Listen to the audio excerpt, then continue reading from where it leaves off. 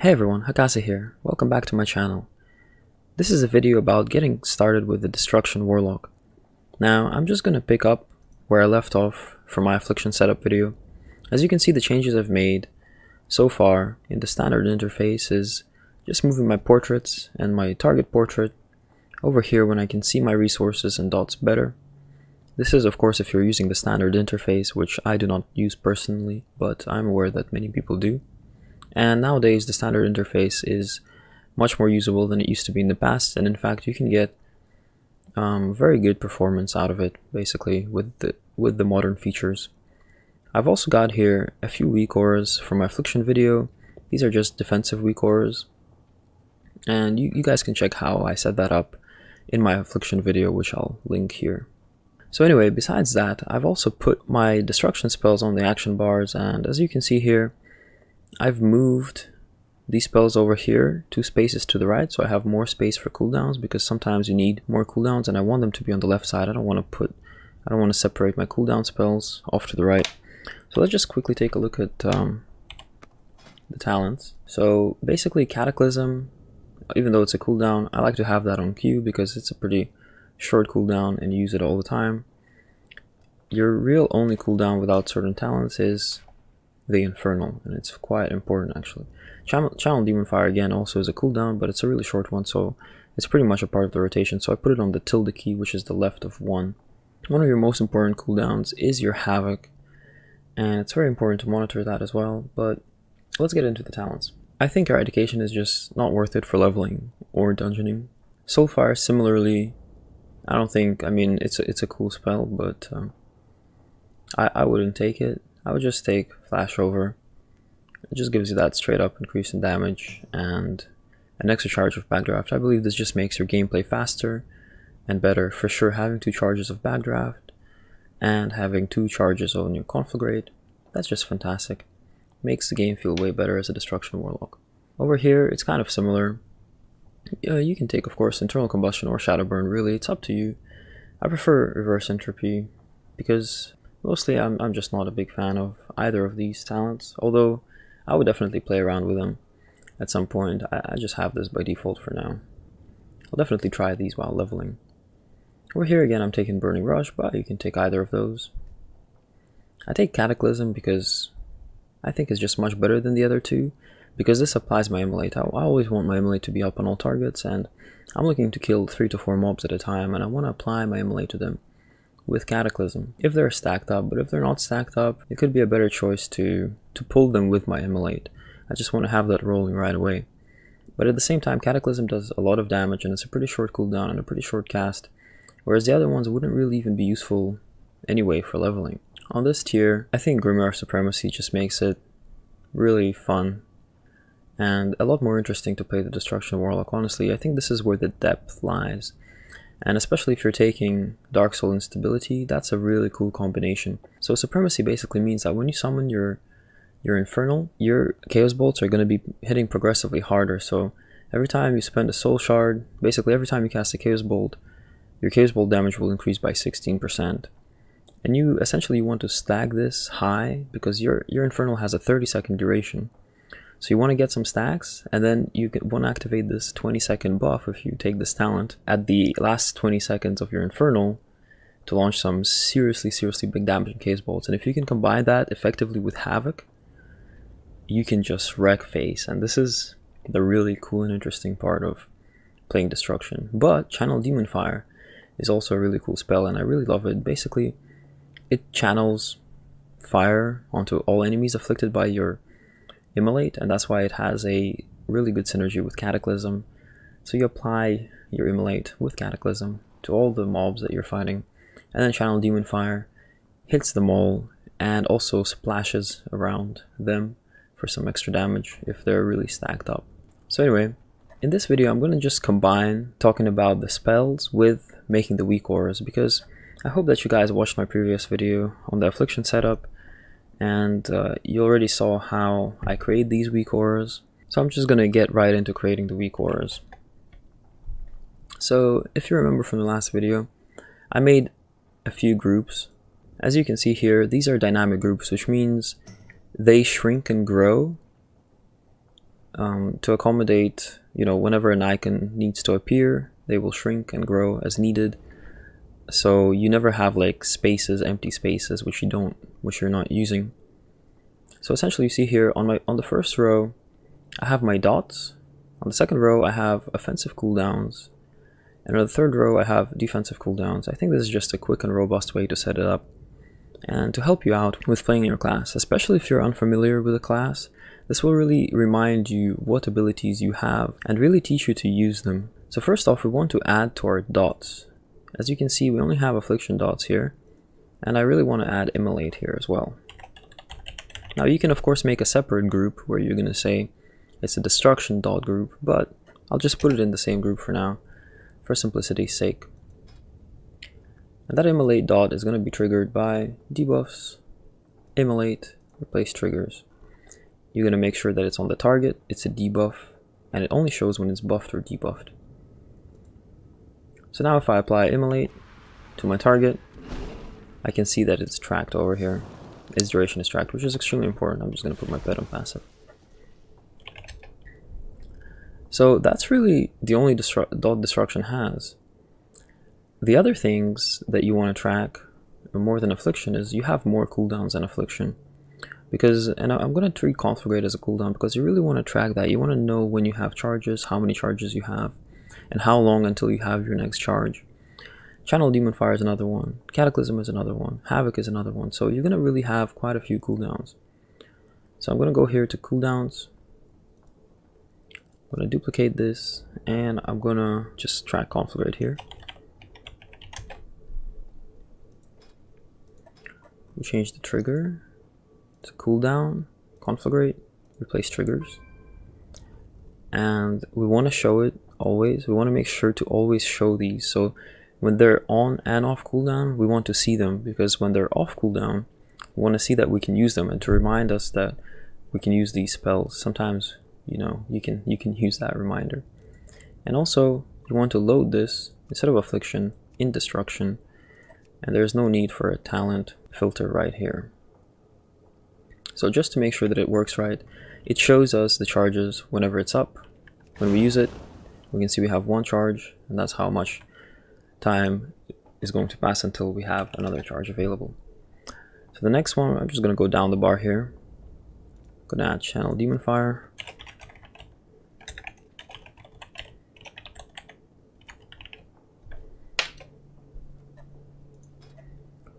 Again, cooldown, Channel Demon Fire, replace triggers. Want to always show it.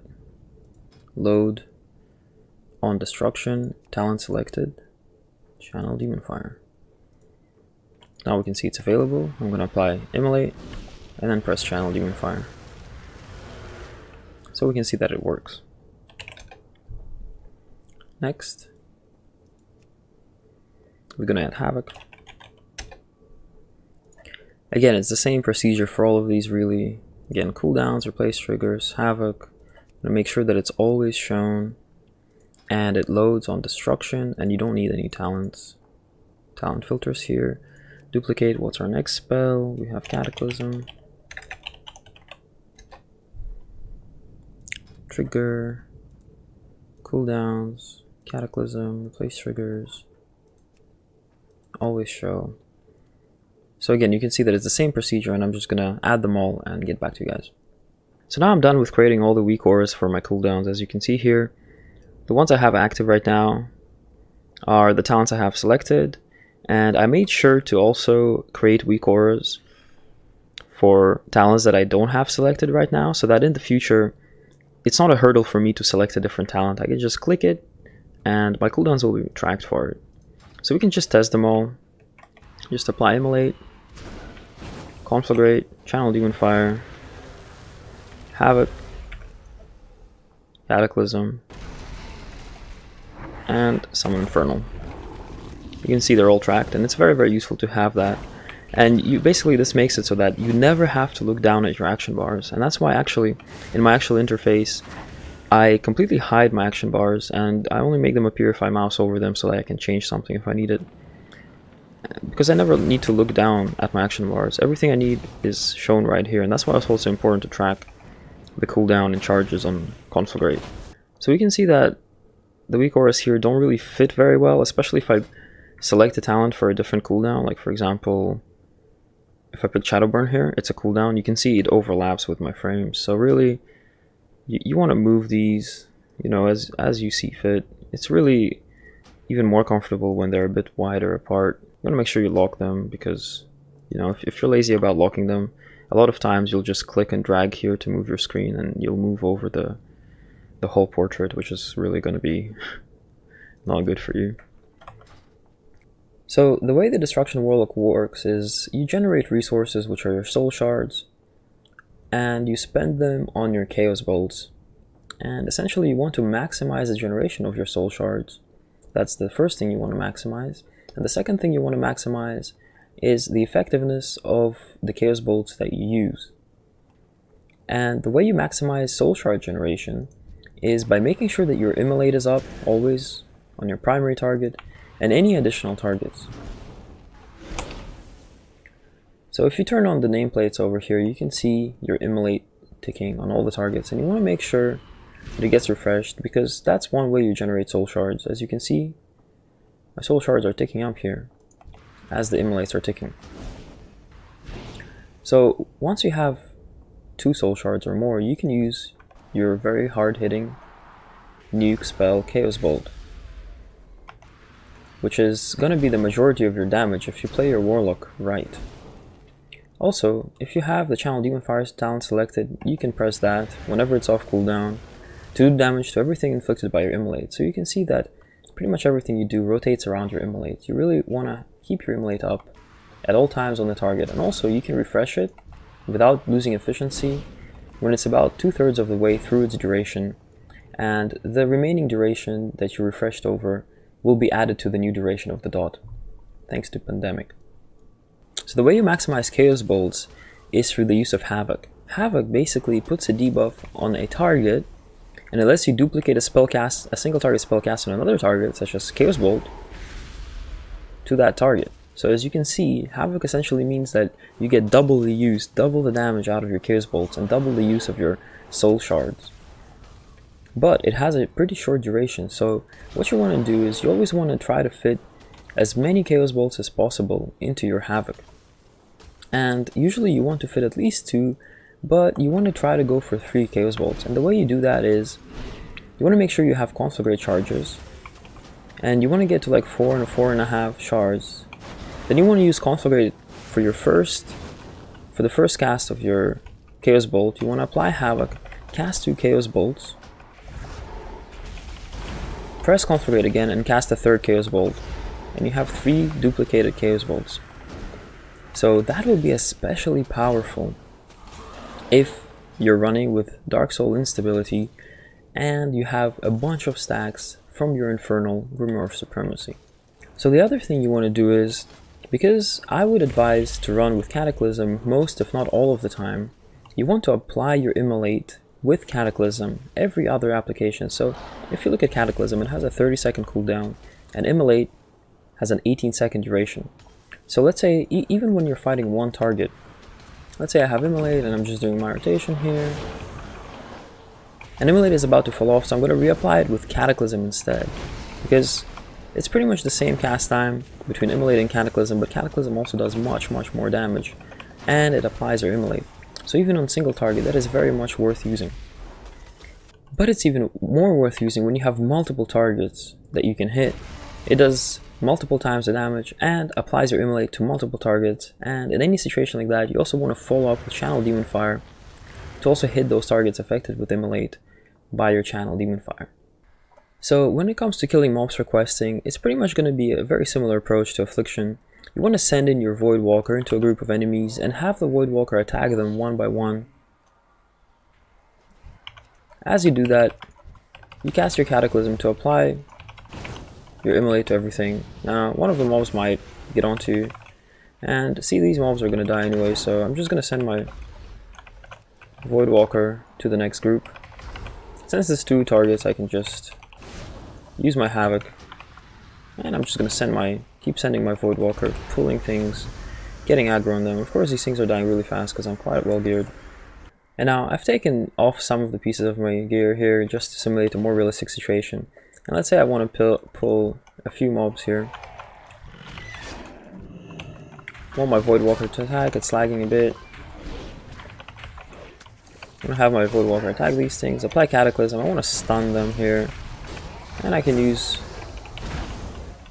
finish them off using Havoc on the higher targets.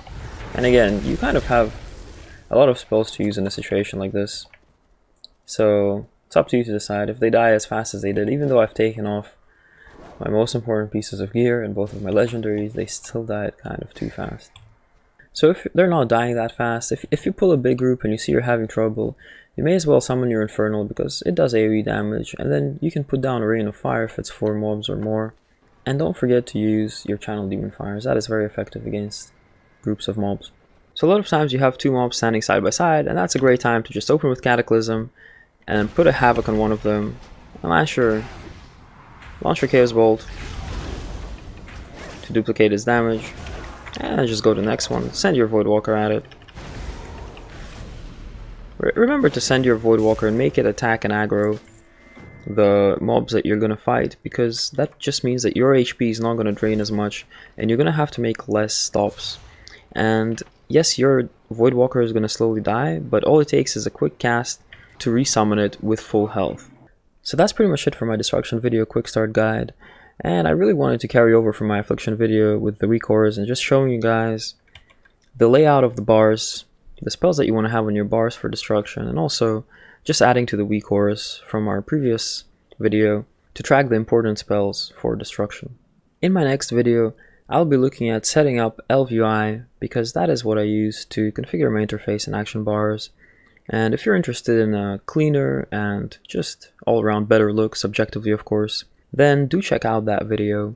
Besides that, once BFA comes out and I get to max level, I'll be making dungeon guides for Warlocks for all the BFA dungeons, so do stay tuned for that. Please hit that thumbs up button if you found this helpful in any way, and do subscribe to my channel if you want to see more content like this. Thanks for watching guys, and I'll see you in the next one. Bye!